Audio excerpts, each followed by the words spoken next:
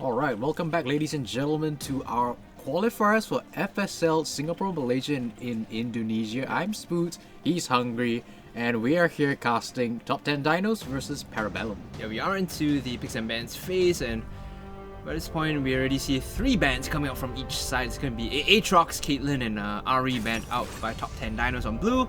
With the first pick Jarvan, meanwhile it will be Nico, Karma, and Kennen banned out by Parabellum on the red side. And this is a top lane focused ban.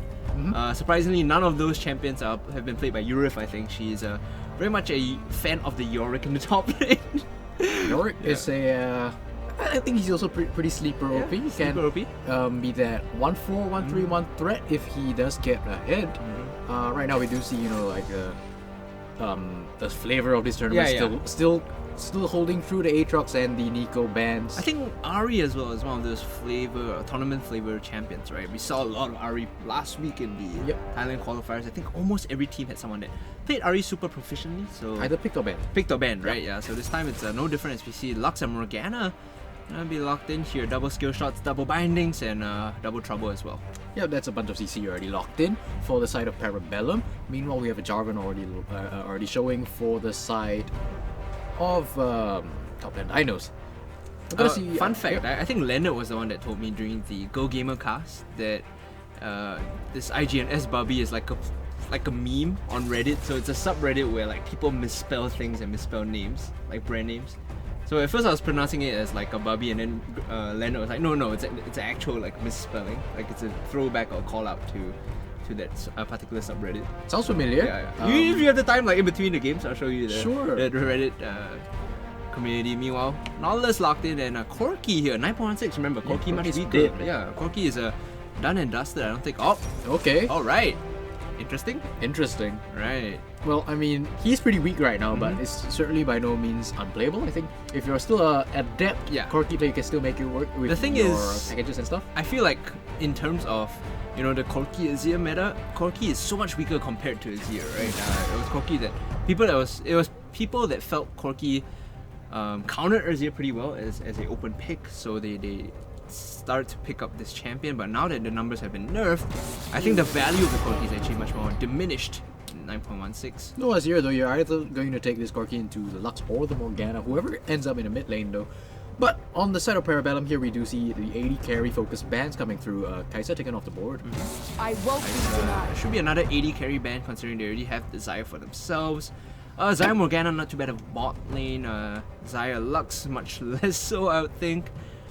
That being said, this Sejuani counter ban coming through, and we're talking about the top 2 junglers for FSL, and even this tournament I think have been Jarvan and Sejuani. So now that they've secured the Jarvan for themselves, they will be removing the counter Sejuani on the other side.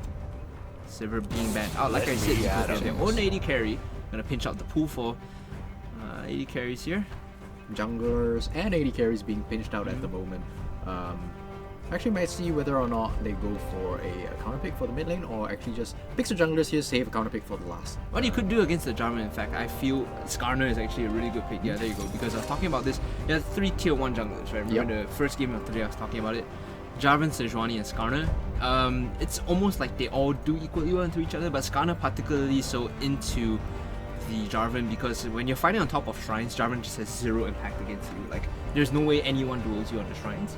And because of that, you have the capacity to split the map, strong side, weak side, based on where your shrines are.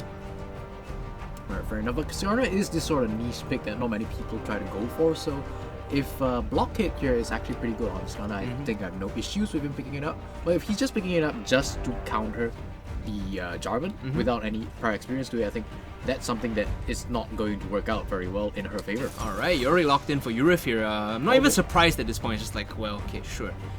But the Jinx is the one that catches my eye, because we saw a Jinx pop off in the first game of today. Granted, it was a very chaotic back and forth tug of war, but still the value of the Jinx cannot be understated when it comes to the late game team fights. And Jinx Jarvan as a combination when it comes to team fighting is actually pretty scary, because we saw her pick up the Runa's Hurricane, and in conjunction with the Cataclysm, it was just such a deadly threat. Yeah, Jinx Nautilus is actually also going to be a very difficult lane against. I mean, once you get CC'd by a Nautilus, whether it's a hook or just a root from his auto attack, that's gonna be the chompers coming down. It's gonna be a lot of CC and you actually run the risk of having Jinx just pop you there and Right. then. If she can focus down, that's how you play Jinx. You focus down a single target, you don't spread the damage at all. And from there, you move on to the next one. So, like we said, it will be the Xayah Morgana bot lane and the Renekton on the top side to deal with the Yorick coming through. This is actually a decent matchup. Thank God the Sejuani was banned out because Sejuani Renekton is a nightmare to deal with. Renekton Skarner, not so much. It's still okay. It's not as bad of a threat. Right. Of course, Johnny does have a bit more pressure pre-6. I think Skarner does need his ultimate to be, that high impact jungler that Sejuani could be at all stages of the game. And all the champions that Skarner is looking to activate something against has some sort of accessible escape tool, right? If you try and gank top lane against Yurif, she's just going to put the wall up and you're stuck inside. You can't proceed on with the gank. Against Corki, there's Valkyrie. Against Jinx Nautilus, well, they're going to root you in place and run away, even with the Flame Chompers or the Dredge line.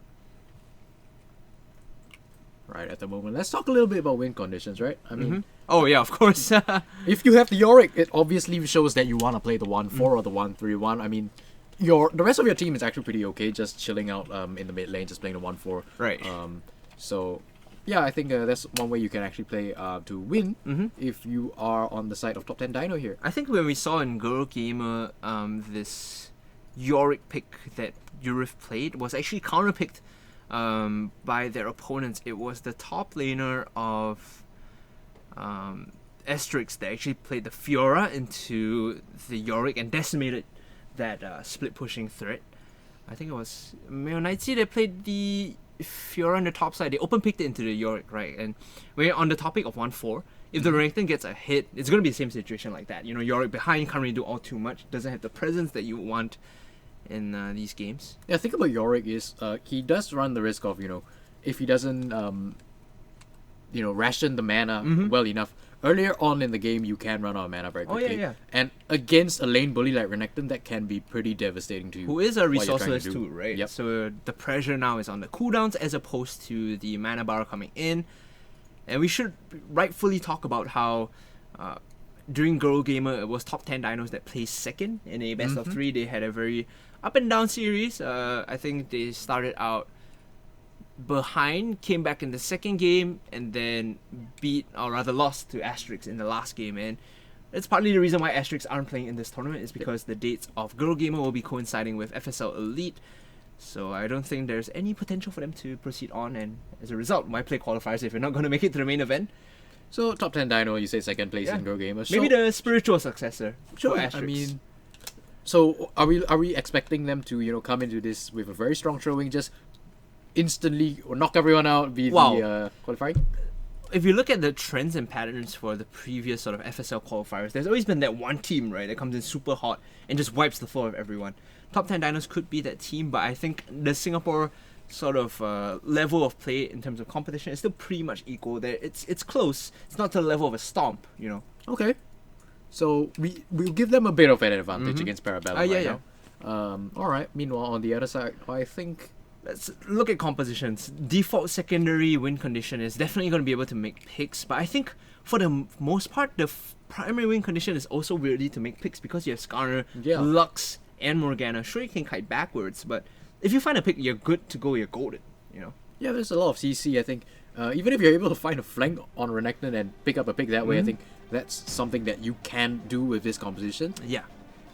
The ultimates that they have as well are a very big ticket when it comes to what they're looking to achieve, because if you expand the Impale, if you expand the Soul Shackles, you're looking to handshake a fight. You're not looking to just start something and then walk away.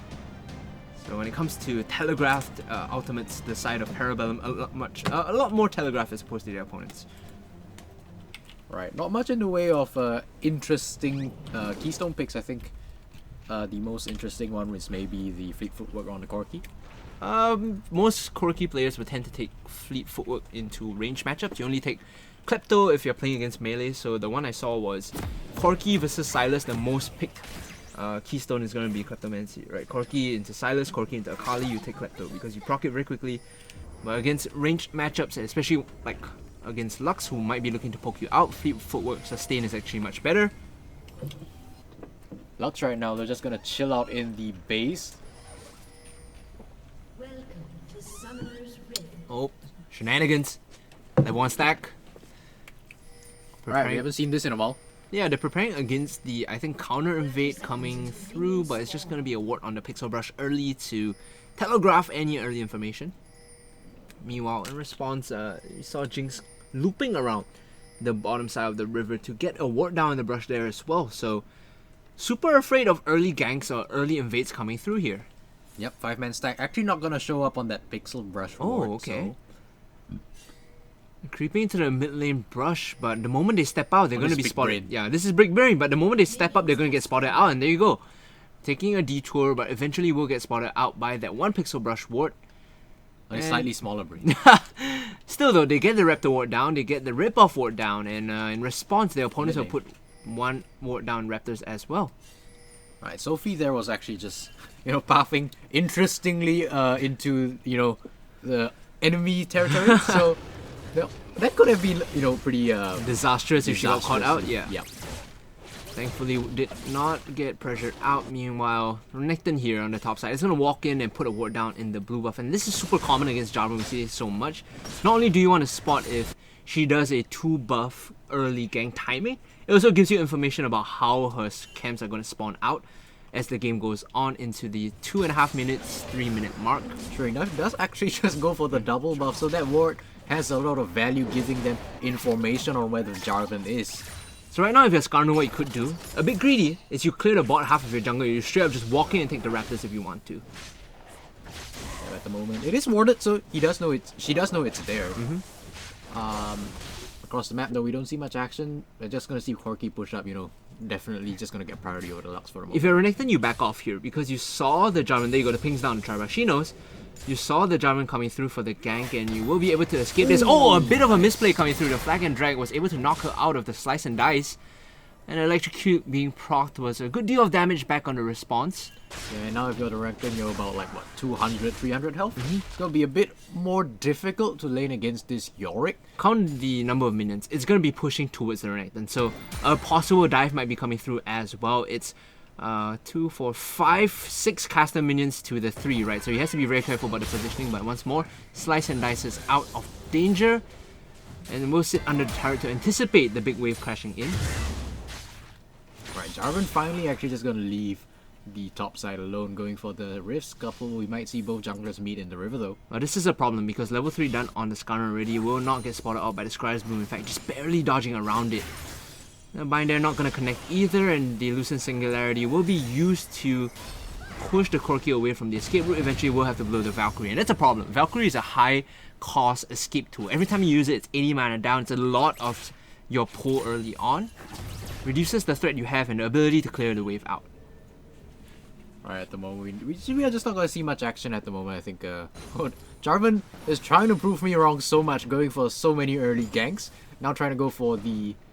Ooh, Lux. I find this. She handshook this trade and she's gonna have to flash out. Will eventually get knocked out by the Flag and Drag. One more attack, she'll finish her off, but the barrier is so good and she bound them under the turret. Now turning this one around, it's gonna be the Skarner. He has the flash, she will be able to finish off the kill.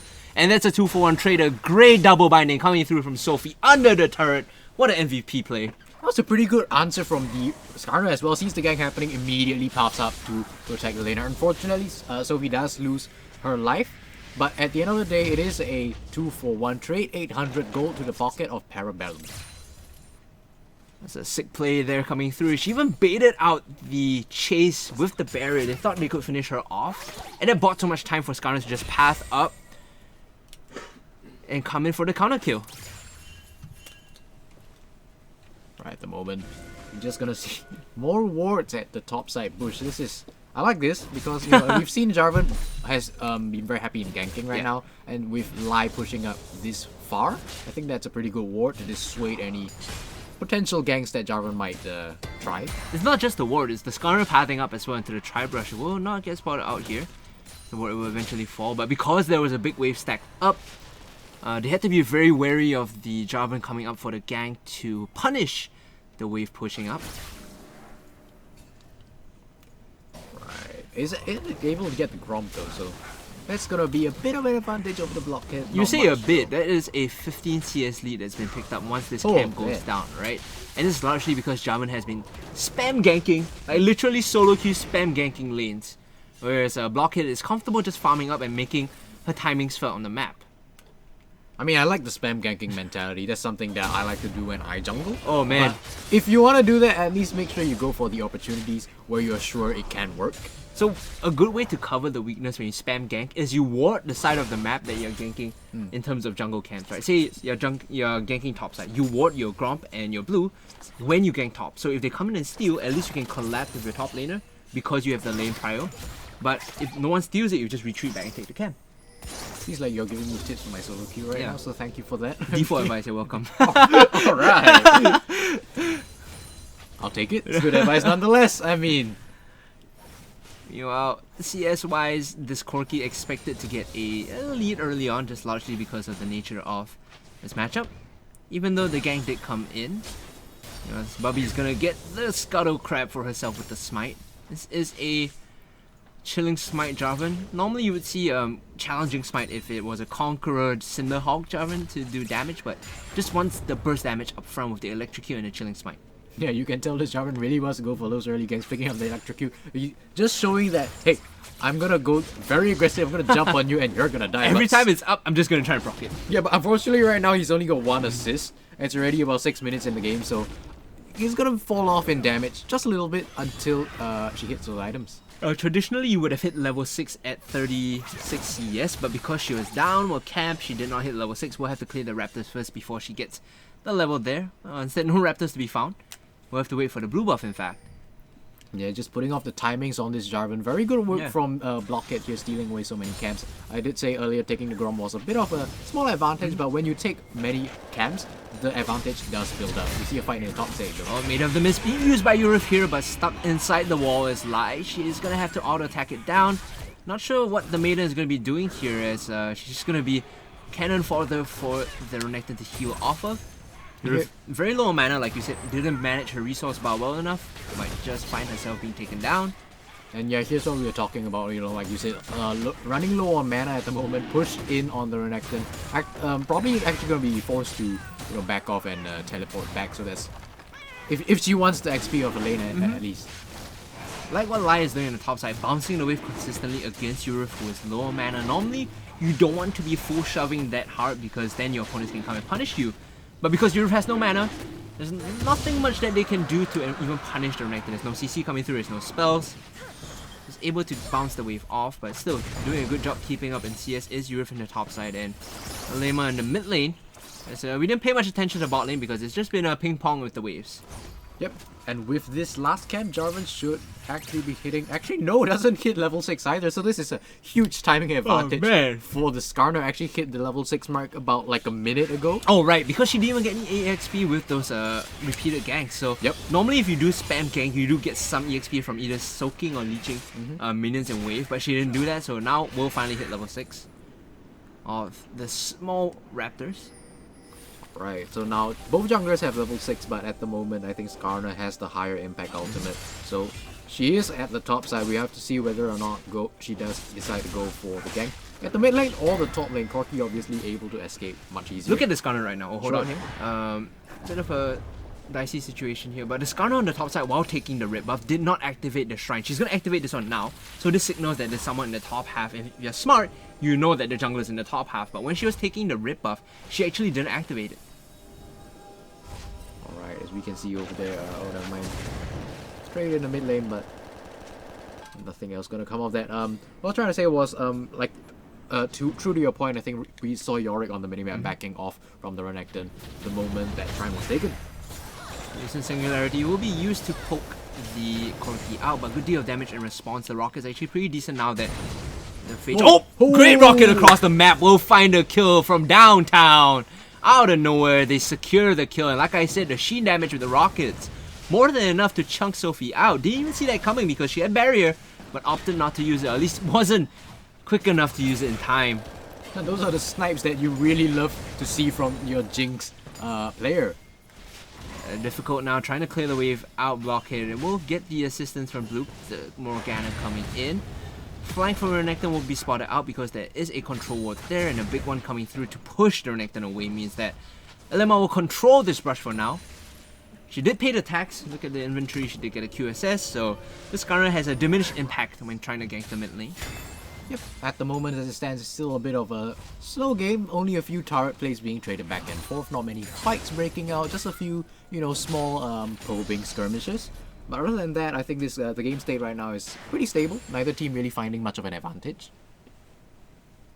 Moving over to clear the vision bloop now. On this, Morgana has picked up the stopwatch in terms of timings, so she will rather have access to the Soul Shackle stopwatch, which is so deadly when it comes to all inning at level 6. Coming in for the gank. Vayne trying to land the dredge line, will connect onto the Lux. The barrier now will be activated preemptively as the Skarner comes in for the counter gank. A good ultimate will only find the Nautilus as the what's that called? The Impale rather must be used on the back end. Wasn't expecting it to be on top of the Corki, but eventually they will lose the mid laner. Yep, at the end of that, a lot of people piling on in the mid lane, but it ends up being a 1 for nothing towards the side of top 10 DINO. A good collapse onto the Lux. I think Corki was a bit preemptive with the QSS there on the binding, but it allowed her to get out of the final spark range. So good plays there on the side of the mid laner. It was a good rotation from Nautilus to get into the mid lane as well. You saw Vortex was pushed up pretty well, and not much action has been going on in the bot side. So Nautilus was very happy going to mid. They are consistently punishing Sophie though in terms of how far this Lux can push up. And you look at the wards around the river right now; it's all blue. There's nothing much to signal safety for Sophie's Lux in the mid lane right now. Though she's calling for some help. Needs a bit of assistance in getting the vision down in the river. As a binding is going to sail past and not find Vayne here. Yeah, Bloop trying to do a bit of a counter gank like trying to mirror what Nautilus was trying to do before. Not actually going to be finding much as she gets spotted out by a ward right now.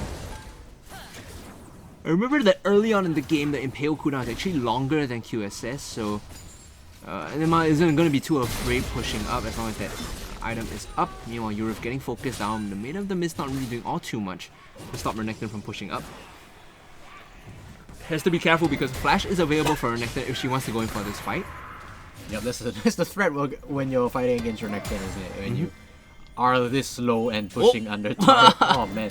Expeditionary rocket coming in from Jinx. I think after that first hit, has been very happy just launching it across the map every time. They're not really using it in lane because it's such a slow ping pong lane with the lane waves being sent back and forth that there's no real need for it.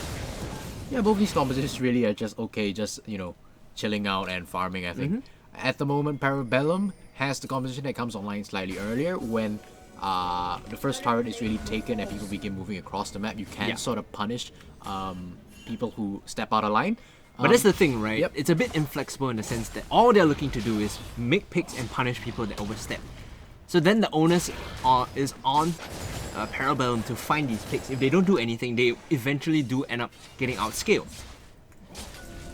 Top 10 DINO though, back onto the previous point, I think will take a little bit longer to get going, but once they do, they are able to look for those fights when they stick together and make it impossible for Parabellum to find those picks. Speaking of which, right now Rift Herald is getting focused down by the ladies of top 10 DINOs, and Sophie on the side really can't do anything to steal this one away. Meanwhile, Skarner in the mid lane will get spell shielded up to escape and facilitate a quick exit. Predator boots have been picked up, and speaking of which, it's a Merc Threads now as well as a Cinderhawk, but still, apart from the early counter gank, Blockhead hasn't really done all too much to make her presence felt on the map. I mean, in the earlier stages of the game, did actually do pretty well to keep Spubby, down, prevent her from actually hitting the ultimate and look for a gank. But we do see going for a gank. Oh man, it's the caster's curse. She came in for the gank, she's gonna get caught out, and the auto attack finishes her off. Meanwhile, Bloop is caught inside the Cataclysm. Soul Shackle is being used, will buy her some space, but eventually will have to flash out. Oh! Once more from downtown, but that's gonna be the end of the Jinx as she's casting the ultimate. She gets picked off. Meanwhile, in the mid lane, Final Spark coming in to clear the wave out with Lucent Singularity. They look like they want a bit more with the Rift Herald here.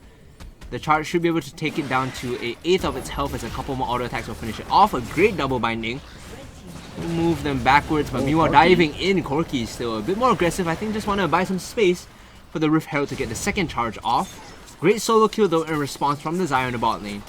Yep, Corki was a bit overconfident there with the Sheen and the Phage now completed, going for the Trinity Force, but as it stands, that's gonna be the map opened up for the side of top 10 Dino, now able to contest better objectives. I think yeah, Ocean Drake's up right now, so they could go for that. Yeah, Open Drake looks to be the next objective for Parabellum, but at the 15-minute mark, the game sort of swung quite drastically on multiple ends of the map. Mid lane fell, so that sort of belongs to top 10 Dinos in terms of strength and priority, whereas bot lane getting the solo kill doesn't mean that the Xayah will pull ahead slightly. It's not a massive lead by any means, but solo kill is a solo kill and they should be looking to press this advantage for now. Yep, the Xayah should be able to pick up her items slightly quicker than Jinx. We actually did see that Xayah had completed the Essence Reaver just a little bit quicker than Jinx was able to get the IE. So we should see that trend start to continue as she goes for the Kerchi's Shard items. So that should mean her next item is either a Rapid Fire Cannon or a Static Shiv. Moving forward, I feel like you do want to opt for a Rapid Fire Cannon to just get the early proc on the active or auto attack. Yeah, man, this is the mid game, right? When Yorick actually does come online slightly more, it doesn't have to worry too much about the meta, as you, like, of course you got the Triforce, so you do bring a lot of damage as well. So this top lane dynamic does shift a little bit, and the Renekton has to be slightly more careful taking these trades. I mean, you look at the combat itemization coming in from both sides. This Triforce is leaps and bounds better than a Tiamat and a Kindle Gem, right? You're looking for a Black Cleaver before you can rival the power of the Triforce. And speaking of which, Predator Boots activated, coming to the top side for a gank. Dominance used already by Lai. You get a good deal of CC down and the stun as well, and Pale is still up if they want to get it. No flash though from Blockhead to finish this one off. Urif managing to open the gaps between this ganks, and meanwhile on the bot lane, a stopwatch being used by Blue, but Dalens is going to fall instantly. In return, it's the Nautilus that goes down. They trade 2 for 1, but they will get the turret and the Jinx. 1, 1, and 2 now coming online. And the map just really falls apart for Parabellum right now. You send the Skarner to the top side, unable to find the kill, which shows the jungler at the top. So they're able to look for another gank at the bot side, for top 10 Dino anyway. Oh man, Urif getting the Dyrus treatment here, the gank once more, and finally the Impale is up. Lai though very low, has to be careful about his spacing. The teleport coming in from Elma might just be enough to turn this one around. Flashing through, finally gets the last auto attack for the kill into Lai. And the Dyrus treatment not going so well in the top side. Urif saying, I'll take the gank and the kill, and I'll probably finish off your turret as well. It's just way too unfortunate for Parabellum. Consistently looking for the gank at top side. First time, you get denied. Second time, you get killed. So that is just a lot of gold going over to the pockets of top 10 Dino. If you're Parabellum right now, I think you're feeling pretty tilted. And remember Parabellum's win strategy right now. We were saying they had to be the ones to make the picks, to make the plays, and right there, they tried. They did not succeed. And now they're falling way behind in this composition. They're starting to scale up earlier than what we expected. Look at the gold distribution. Corki, 8.8. Jinx, not too far ahead, but still a decent amount. And across the board, almost everyone ahead of their counterparts. Yep, Corki is actually pretty weak this patch, but when you're this far ahead in gold, it actually honestly doesn't matter. You have the items to compensate for that. And if this Corki keeps it up, it's going to have a huge damage profile in the upcoming fights. 4, 1, and 3, like you said, doesn't matter if the numbers have been tweaked. If you are ahead, that gold is gonna project, or rather propel you to make up for the changes. Now they're playing the 1-3-1 though on the map. You can see Corki sitting in the top side, out of vision, and Urith on Yorick in the bot lane just pushing the waves out too. Yeah, 1-3-1 is actually punishable by this pick composition if they're able to find, a favorable fight. And if someone pushes up on the side of top 10 Dino, but right now it's not really happening, as actually at the bot side we see a fight. Lai going in, trying to get some damage done, but the Triforce is still pretty decent. Caldomika is gonna keep her topped up, but she shouldn't be staying here against the Maiden of the Mist. Urif with the spade, finding the solo kill. Unfortunate positioning there, and they look like they want more after finding the kill on the bot lane. Someone should tell Lai that you should save Slice and Dice to get out of the wall. I mean, the Maiden of Mist basically functions as second champion at this point. It brings a lot of damage for the Yorick. So when you're 0-1 and 0 going against this Yorick, you have to be very careful, especially against the Maiden of the Mist. Only has the Black Cleaver to her name together with the Tiamat. A bit tricky facing up against the Maiden of the Mist. Alright, Corki here actually finding Skarner. So does know where the enemy jungler is. For the moment, shouldn't be too difficult in avoiding getting impaled. Even if he, or rather she gets impaled, there is still a QSS available. She is completely aware that there's a threat looming close by and the item will be safe. Only Corki has paid the tax so far though, so this is tricky. If you find the Jinx, you find Eurus Yorick, you could still convert with a quick pick. Although we've seen earlier that Eurus doesn't go down without a fight. Yep. At the moment, though, Skarner isn't actually that tanky, so probably wouldn't be that daring to just walk in for a pick. So at the moment, I think it's pretty okay not to pay the tax just yet. But once this Skarner is itemized to be that frontline tank, that's when you have to start worrying about paying. Like that you brought it up, because judging from the items, it should be Gargoyle Stoneplate next item. Yep. You still have the ability to stopwatch yourself first before you transitioning to that item. So overall, I like where this is going so far for Blockhead in terms of defensive capabilities. Which sucks. Normally you'd see Skarner players go like Triforce, the chance Skarner build, but no, this time it's tanky Skarner. Right. At the moment on the map, we finally see our second Infernal Drake of the day, so that's going to be a high priority for both these teams. Parabellum obviously wants to get more damage to facilitate those picks. I don't know how much they wanted that blue buff, but they did get chunked out for it, and it's going to be Blockhead that secures it for herself. Took a spade to the face while she stole that one away, or at least claimed it in the name of her own team. Yep, good push up from top 10 DINO to push away Parabellum means that they do get this dragon for pretty much free. Moving to the top side though, finally landing the bind onto Alama. She's going to be able to QSS and move out, but the shutdown coming through from Sophie is going to give the gold over to this Lux. So they trade the Infernal Dragon. Oh, so my Death Rocket barely sailing by. But they trade the Infernal Dragon for a shutdown on the Corki. It's not ideal because the power of the Infernal Drake is just so high, but at least they get some gold in the pocket of this Lux who was so far behind from the early game. Yeah, that's the pick composition from Parabellum coming to work right now. Well, you do have to question why top 10 Dinos Corki was actually that far ahead. If you look at the enemy jungler, you have two control wards there. You have absolutely no vision in that top side jungle. You should not be pushed up that far. Ends up paying with her life. It's one of those solo queue moments where you say, okay, I'm going to split topside, you guys take Infernal Drake. Worst case scenario, we get Drake and I die. Best case scenario, I survive, we get Drake, right? So that was the worst case because they committed 2 members, it's a free Drake. Fair enough. Right. We do see a bit of a siege starting to form. Never mind, actually, it's not back up. They can't siege up right now because the item breakpoints aren't there just yet.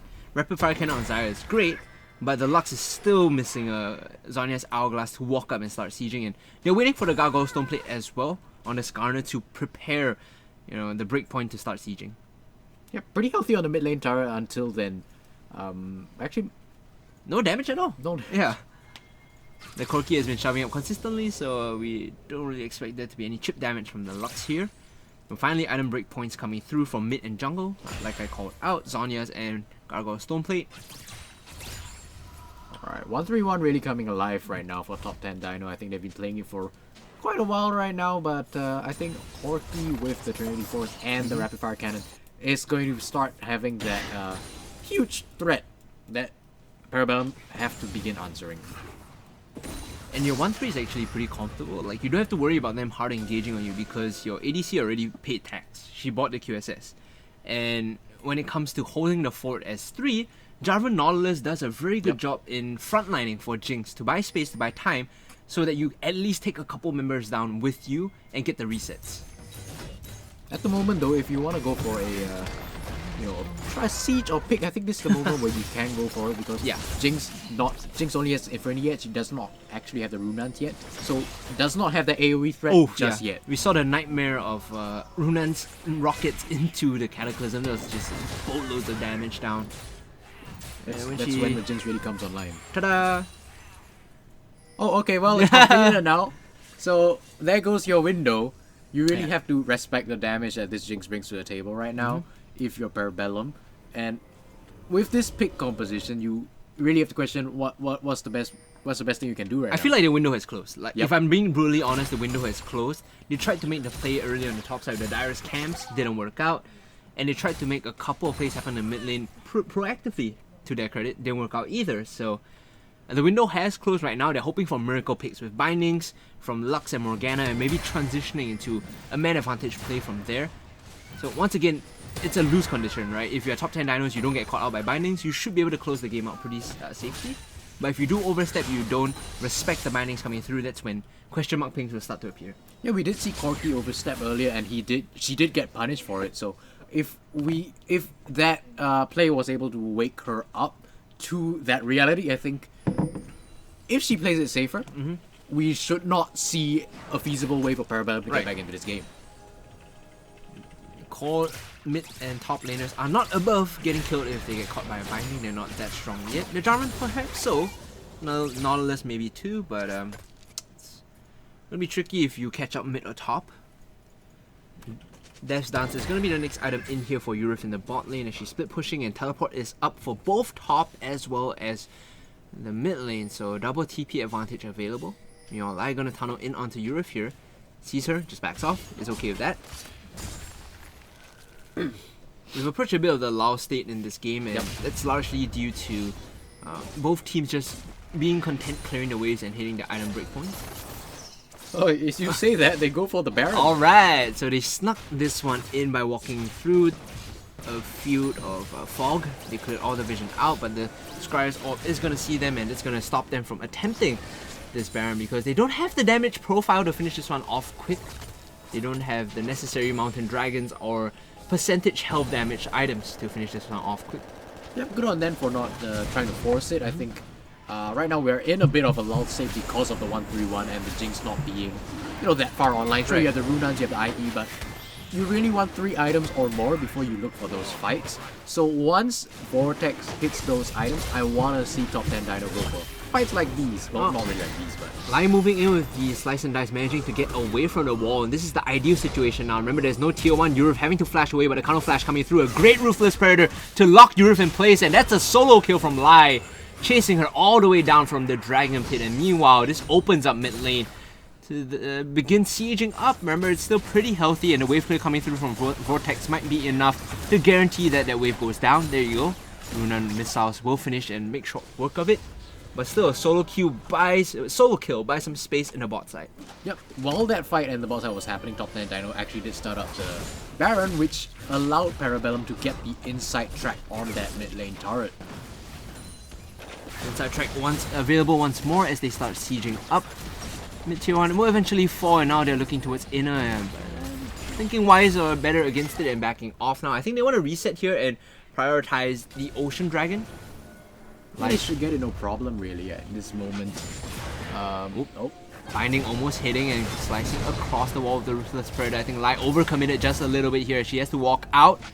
Remember, you have to hit something with the first cast of the slice to even activate the dice. Otherwise, you're just committed with the dash in onto enemy territory. Yep, top 10 Dino, you have to be very careful, especially around this Dragon Pit. Parabellum, of course, still not out of this game yet, still with this pick composition. If one of them missteps, it could spell disaster for this squad. Moving to the top side to get the Scuttle Crab is good news here, because then they have control of the vision around this area. There's nothing that you really have to do to supplement the vision apart from the wards that they do have. Well, camps being taken by Blockhead here, and Red Buff will be secured by Delons in the jungle. Looking for the Infinity Edge now. That's the biggest item breakpoint I think that they're looking for. Yep, at the moment we return to the lull state as top 10 Dino returns to the 1-3-1. Let's take a look at the goal though. About 1k goal for the Jinx, extra 2k for the Corky. That's actually slightly less than it was earlier, thanks to Lux actually coming back with the shutdown gold, and 2k for the Jarvan as well, and that translates into a bit more of how do I put it, tankiness, if you will. Not so much combat stats, but tankiness. And for the wall walk, meanwhile, Lai going in once more for the trades here. Very low already because the maidens have talked her down, and the healing coming through is not enough. Super Mega Death Rocket just a bit off. Could have found the counter kill there, but Executioner's calling so crucial to deny the healing from Urif, and great micro on that team, on that skirmish in the bot side. Yeah, that's a great buy to counter Yorick. Actually, you understand that you're the one who has to deal with this threat, so you do get the crucial buy, and you are able to face this side lane threat. And not to mention, I think the Spear of Shojin was completed at that point, and that is a I'm gonna 1v1 you item. Yep. Right now, they buy some more space on the bot side. The split push starting to get answered already. Yorick not really at that power point where she can take the Renekton in a 1v1. In a fair 1v1 at least. Yeah, you have to start to question whether, you know, the dev's dance for Yorick was, you know, the best, but I think Right. if you went for a Spear of Shojin, you might actually be able to take the fight against, you know, the Renekton. I feel like Spear of Shojin is really bad because once you out, like, you get the active, sure, but you're always going to be outing before you fight the Renekton. So the sort of passive component of it has to be timed very careful if you buy Spear of Shojin, right? Yep. That being said, very expensive Death's Dance has been countered by 800 gold executioners, and Yeah. that's a feels bad. Oh, rest in peace. Well, at the moment as it stands, so we're just gonna continue seeing these two duke it out in the side lane. Oh, Renekton here with a 2-level advantage over the Yorick as well. So Yorick has to play much safer right now if she wants to win this lane. Dude, if I'm Europe, I'll be asking my team, like, why do I always find myself in these positions? Why am I always split pushing as Yorick and then losing out? Because I can't take these 1v1s. Somebody help me in the bot lane. Ugh. Right. Meanwhile, Vortex has completed that rapid fire cannon, so we want to see top 10 DINO go for these fights right now. They can sort of take it. I think they have to start taking them if they want to push this advantage. Speaking of push advantage, they got an inside track on mid lane. We'll take the inner and get excited. Should get Vortex out like you said. Meanwhile, Predator being channeled though. Multiple skills being used. The flash out from S-Bubby and Vayne now will be able to flash out as well. A good route coming through, I believe. Was able to dissuade Blockhead from really pushing forward even more. But still, double flashes blown. Only for a single Predator. I think that's a net win. And you're pretty happy with that trade if you are Parabellum there. Yep, definitely very happy with that trade. But they do lose their tier 2 mid lane turret, which means the map opens up even more as we see a fight coming in. Fight coming in, isolated, immediately picked off. Blue there is gonna fall instantly. Redemption did absolutely nothing as the counter teleport comes through. It's gonna be lie on their backline. They've already isolated the single Xayah who has to use Featherstorm preemptively. A good Blade Caller will keep them rooted up, but Alema just dashing forward and using the big one, getting the quadra kill, and this should be the Baron taken out. Handshaking the fight, or rather getting caught out. The Morgana had no business being there. Yeah, and we've seen this consistently over the past day. Vortex on this Jinx has been just left to pump out that consistent damage onto Parabellum's entire team and is able to sweep up that entire fight for top 10 DINO. Dino Spark steals it out of nowhere, and Sophie will be able to claim the Baron buff, but I don't think she's gonna get out there. Vortex will be able to get the kill credit for that fight. At least they deny the Baron buff. Not even Bloop got it on the respawn, and a good use of the final spark to steal that one away. That was crucial, and oh man, you can feel the tilt. Vortex really wanted revenge to the point that he actually used There was no Flash smite. to catch up for that kill. So this is a flashless Jinx. In the next fight, it's going to be very crucial that Skarner might actually be able to pick her up. So they lose their team fight, sure, but they managed to deny the Baron. I don't know how I feel about that because they still have that Jinx, like you said, that's ever scaling, ever getting to the point where she's super comfortable dishing out damage. Now with the Last Whisper completed, sure she doesn't have Flash, but she has the best frontline in the world. Nautilus and a Jarvan and a Yorick that's willing to give their life to keep the Jinx alive. Oh man, I'm still tilted from that Baron. I mean, that was a great final spark from Sophie. You could see that they were trying to stop it from happening too. Nautilus is like, I got this, guys. I'm gonna keep her away. But there's nothing you can do to stop her from casting her ultimate. I'm sorry. Bad, man. Depth charge wasn't available, Dredgeline was used a bit too early, and she was able to secure it for her team. I say secure, no one else really did get that, so... Denied. Denied was the... Knight from top 10 DINO.